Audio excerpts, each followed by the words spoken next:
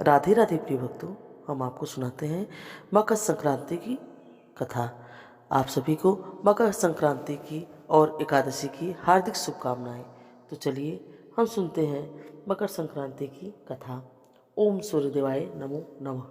प्रिय श्रोताओं, सूर्य देव की पूजा करने से सुखी और निरोगी जीवन की प्राप्ति होती है। समाज में मान सम्मान मिलता है। ऐसे में सूर्य देव की कृपा पाने के लिए आइए हम सभी श्रद्धा के साथ सुनते हैं सूर्य भगवान की कथा। सूरज भगवान रोज उठते हैं और जग में प्रकाश देने चले जाते हैं। एक दिन कि सूर्य भगवान को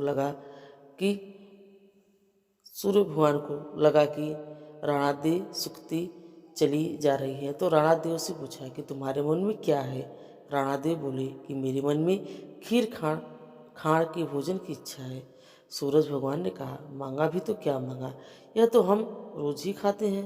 राणादेव बोली, भगवान आप खीर खाण के भोजन चीमते हो, मैं तो खट्टी राब जमता हूँ। भगवान बोले, राणा दे तुम झूठ बोलते हो, एक जैसा भोजन मेरी माँ हमको देती है। तब राणा दे बोली, सुबह आप मेरी थाली लेना, मुझे अपनी थाली देना। दूसरे दिन जिमते समय भगवान ने पानी के गिलास को टक्कर देकर गिरा दिया। तब माता जी बोली, तुम मत उठो, मैं दूसरा गिलास भर देती हूँ। माता जी गई। इतने में ही भगवान ने थालियाँ आपस में बदल ली। राणा ने दे तो दी, जल्दी ही खीर खाण का भोजन कर लिया, पर सूरज भगवान को खट्टी राह भाई नहीं और वह थाली लेकर बैठे रहे। माता जी ने देखा तो बोली, आज इतनी देर क्यों लगा दी। भगवान बोले, माता जी आज तो खीर खाण खट्टी लग रही है। तो माता जी ने देखा तो पूछा, राणा दे की थाली आपने क्यों ली। भगवान बोले, माँ हमारे घर में तो केवल 3 ही प्राणी हैं, उसमें भी इतनी भेदभाव। मैं तो नियम पालन करने वाला हूँ और मेरे घर में ऐसा भेदभाव होता है तो फिर दुनिया में क्या होता होगा। घर में सबका एक जैसा खाना बनाओ। वहाँ से सूरज भगवान कुम्हार के घर गए और बोले, 2 पेट की हांडी किस कुम्हार ने बनाई है। रतन कुम्हार को लगा कि आज तो हम भगवान आए हैं। माँ जी तो 1 टका देती थी और यह तो 2 टका देंगे। तब कुम्हार बोला, मैंने बनाई है। भगवान बोले, आज के बाद तो 2 पेट की हांडी के बनाए तो मेरे सहस्त्र पेट कर दूंगा। कुम्हार ने सुना तो बोला, भगवान लेकिन मेरा तो 1 पेट ही भरना मुश्किल है, अगर हजारों पेट हो गए तो मैं क्या करूँगा। अब तो 2 पेट की हांडी नहीं बनाऊंगा। इस तरह सूरज भगवान ने 2 भात मिठाई और सभी प्रेम से बोली, ये सूरज भगवान की जय। अब सुनिए दूसरी कहानी। एक बार एक ब्राह्मण देवता थे। वह सूरज भगवान की पूजा किया करते थे और सूर्य भगवान के भक्त थे। जल्दी स्नान करते और कहानी पढ़ते और सुनते, पर कमाते कुछ भी नहीं थे। ब्राह्मण देवता घर में रहते तो ब्राह्मणी बार बार उन्हें कमाने के लिए परेशान किया करती थी। बाहर कहीं जाने जाते तो पड़ोसी भी उन्हें निकम्मा कहकर अपमानित करते थे। इसलिए एक दिन वह नहा धोकर अपने पूजन की सामग्री लेकर जंगल में चले गए। वहाँ ब्राह्मण देवता एक सूखे पीपल के पेड़ के नीचे बैठकर पूजा करने लगे और उन्होंने सूरज भगवान की कथा करी। वहाँ पीपल के पास एक सूखा तालाब था, उसमें थोड़ा सा ही पानी था। उसी पानी से लोटा भरकर उन्होंने सूरज भगवान को जल चढ़ाया। पूजा का जल बहकर पीपल और सूखे तालाब में भी गया। जल के जाते ही सूखा पीपल हरा भरा और सूखा तालाब साफ पानी से भर गया।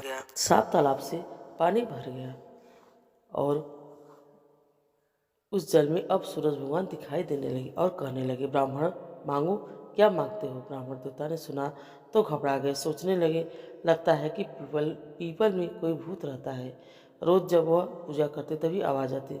सुनकर वह चिंता के कारण दुबला होने लगे। उधर ब्राह्मणी ब्राह्मण देवता से मिलने कभी कभी जंगल जाती थी। उन्हें इस तरह कमजोर होता देखकर ब्राह्मणी ने उनसे पूछा, आप प्रतिदिन दुबले क्यों होते जा रहे हैं। तब ब्राह्मण देवता ने सारा हाल कह सुनाया।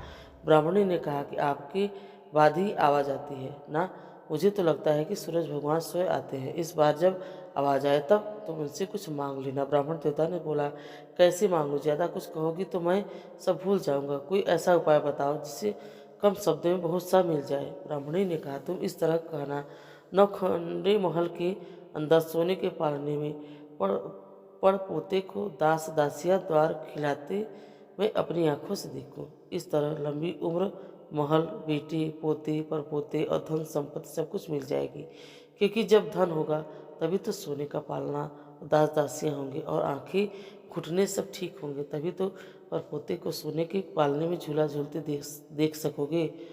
और इसके बाद ब्राह्मण देवता अगले दिन फिर जंगल में गए। अब पूजा की, जल का अर्घ दिया।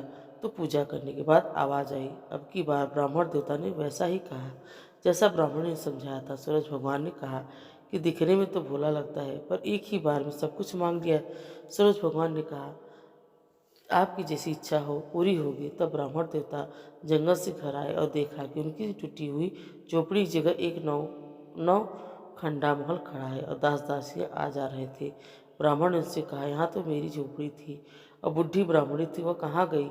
उस समय महल की खिड़की से एक सुंदर औरत घनों और सुंदर वस्त्रों से सजी हुई बाहर आई और बाहर आकर बोली, आ जाओ, यह अपना ही घर है। सूरज भगवान ने तुम्हारी मनोकामना पूरी कर दी है। ब्राह्मण देवता ने कहा कि अरे भाग्यवान, हम इतने धन का क्या करेंगे? ब्राह्मणी ने कहा, धन से क्या नहीं होता है, दान पुण्य यज्ञ होम करेंगे। फिर ब्राह्मण ने वैसा ही किया। आप सब राजा की जगह ब्राह्मण देवता का गुणगान करने लगे। राजा ने यह सब सुनकर ब्राह्मण को बुलाया और पूछा, कल तक तो आपको खाना भी नहीं मिलता था, आज अचानक यह धन कहाँ से आ गया? कहाँ से जाकर चोरी की या कहाँ जाकर डाका डाला? ब्राह्मण देवता ने कहा, यह सब तो सूर्य भगवान की कृपा और सारा हाल कह सुनाया। तब राजा ने कहा, मेरे पुत्र नहीं है तो मुझे क्या करना चाहिए? ब्राह्मण देवता ने राजा को भी सूर्य भगवान की पूजा की विधि बतलाई और तब राजा ने वैसा ही किया और कुछ समय बाद उसके भी पुत्र हो गया। अब तो सभी लोग सूर्य भगवान की जय जयकार बोलने लगे। हे सूर्य भगवान, जैसे ब्राह्मण और राजा की मनोकामना आपने पूर्ण की थी, वैसे ही सबकी करना, कहानी कहने वाले की भी करना, सुनने वालों की, हुकार भरने वालों की सबकी करना, मनोकामना पूर्ण कर। सभी प्रेम से बोलिए, सूर्यनारायण भगवान की जय। एक बार एक नगर में एक वृद्धा रहती थी। वह रविवार को नियम से घर आंगन को गोबर से लीपकर फिर भोजन तैयार करती और फिर सूर्यदेव को भोग लगाने के बाद ही खुद भोजन किया करती थी। ऐसा व्रत करने से उसका घर धन धान्य से भरा हुआ था। हर की कृपा से घर में किसी प्रकार का कोई भी दुख नहीं होता था। घर में सब कुछ आनंद मंगल था। इसी तरह कुछ दिन बीत जाने पर वह पड़ोसन, जिसकी गाय का गोबर वह वृद्धा लाया करती थी, वह विचार करने लगी कि यह तो बुढ़ी माई हमेशा मेरी गाय का गोबर ले जाती है। यह सोचकर एक दिन उसने अपनी गाय को घर के अंदर बांध दिया और फिर से तो वह हर दिन ही अपनी गाय को घर के भीतर बांधना शुरू करने लगी। इधर गोबर न मिलने पर बूढ़ी माई रविवार के दिन अपने घर को लीप नहीं पाई, इसलिए ना तो उन्होंने भोजन बनाया और ना ही भगवान को भोग लगाया और ना ही खुद भोजन किया। इस तरह उन्होंने निराहार व्रत किया और सुबह से शाम तक रात हो गई और वह बूढ़ी माई भूखी ही सो गई। फिर रात में भगवान ने उन्हें स्वप्न में दर्शन दिए और भोजन न बनाने और भोग न लगाने का कारण पूछा। तब बूढ़ी माई ने सूर्यदेव को बताया कि गोबर न मिलने के कारण आज वह भोजन नहीं बना सकी। तब भगवान भास्कर ने कहा कि माता, हम तुमको ऐसी गाय देंगे जिससे सभी इच्छाएं पूर्ण हो जाएगी, क्योंकि तुम हमेशा रविवार का गोबर से लीप कर ही भोजन बनाती हो और भोग लगाकर ही खुद भोजन करती हो, इसलिए मैं आपसे प्रसन्न होकर आपको वरदान देती हूँ। तब सबने भगवान का वरदान पाकर जब बूढ़ी माई की आँख खुली तो देखा कि आंगन में एक बहुत सुंदर गाय और बछड़ा बंधे हुए थे और गाय और बछड़े को देखकर वो बहुत खुश हो गई और घर के बाहर बांधकर उन्हें खाने को चारा डाल दिया। इधर जब पड़ोसन ने बूढ़ी माई के घर के बाहर वह सुंदर गाय और बछड़े को देखा तो इच्छा से प्रेरित होकर उसे हृदय जल उठा और जब उसने देखा कि गाय ने तो सोने का गोबर दिया है और गाय का सोने का गोबर उठाकर ले गई और अपनी गाय के साधारण गोबर को उसकी जगह रख दिया और रोजाना ऐसा ही करती रही और इधर सीधी सादी बूढ़ी माई को कानों कान इसकी खबर तक नहीं होने दी। एक दिन सर्वव्यापी ईश्वर ने सोचा कि चालाक पड़ोसन की वजह से वृद्धा ठगी जा रही है। तब एक शाम उन्होंने अपनी माया से बड़े जोर की आंधी लगा दी। आंधी के डर से वृद्धा ने अपनी गाय को घर के भीतर बांध दिया। जब गाय ने गोबर दिया तो हैरान रह गई, फिर तो रोजाना अपनी गाय को घर के भीतर ही बांधने लगी। उधर पड़ोसन ने देखा कि गौ गौ घर के अंदर बंधने लगी है, वह तो सोने का गोबर उठाने में कामयाब नहीं हो पा रही थी। तो उसने उपाय देखकर एक दिन पड़ोसन ने राजा के महल में जाकर अपनी सारी बात बता दी। पड़ोसन ने राजा से कहा कि महाराज, मेरे पड़ोस में एक वृद्धा के पास ऐसी गाय है जो आप जैसे राजाओं के ही योग्य है। वह गाय रोजाना सोने का गोबर देती है। आप यह सोने की से प्रजा का पालन कीजिए। वृद्धा भला उस सोने का क्या करेगी? राजा ने यह बात सुनी तो सुनकर अपने दूतों को वृद्धा के घर जाकर गाय लाने की आज्ञा दी। वृद्धा सुबह सुबह ईश्वर को भोग लगाकर भोजन कर ग्रहण करने ही जा रही थी, तभी राजा के सेवक गाय खुलकर ले गए।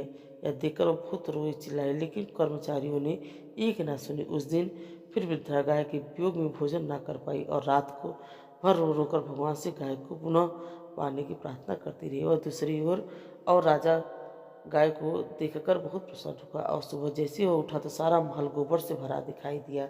राजा यह देखकर घबरा गया। भगवान ने रात में राजा को स्वप्न में कहा कि हे राजा, गाय वृद्धों को लौटा देने में ही तुम्हारी भलाई है। रविवार के व्रत से प्रसन्न होकर मैंने इस वृद्धा को गाय दी थी। और सुबह होते ही राजा ने वृद्धा को बुलाकर बहुत सारा धन देकर सम्मान सहित गाय और बच्चा उसे वापस कर दिया। इसके साथ ही पड़ोसियों को बुलाकर उचित दंड भी दिया। ऐसा करने से राजा के महल की गंदगी दूर हो गई। और उस दिन राजा ने नगर वासियों को आदेश दिया कि अपनी समस्त कामनाओं की पूर्ति के लिए वे सभी रविवार का व्रत रखा करें। और जब प्रजा ने रविवार का व्रत का पालन करने की कथा का श्रवण किया तो उन सभी घर में सुख समृद्धि धन से भंडार भर गए। ऐसी ही रविवार व्रत की महिमा को सुनकर सभी भक्तों बोलिए सूर्यनारायण भगवान की जय। राधे राधे।